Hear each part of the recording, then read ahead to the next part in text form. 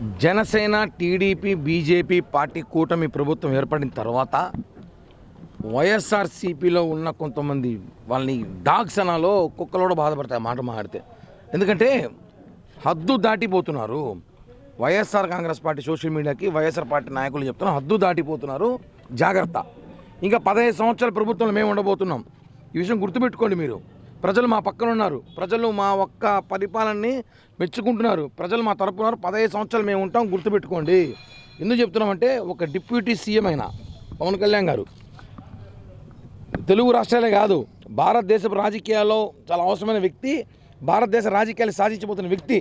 ఈయనని మీరు సోషల్ మీడియాలో, వైసీపీ సోషల్ మీడియాలో ఇలా ఒక మాజీ ముఖ్యమంత్రి అంటారో, ఎమ్మెల్యే అంటారో, లేకపోతే ఆర్థిక నేరగారు అంటారో తెలియదు. ఆయన కాళ్ళ దగ్గర కూర్చోబెట్టి మార్పింగ్ చేసి ఫోటోలు సోషల్ మీడియాలో వైరల్ చేస్తున్నారు. ఏమనుకుంటున్నారు?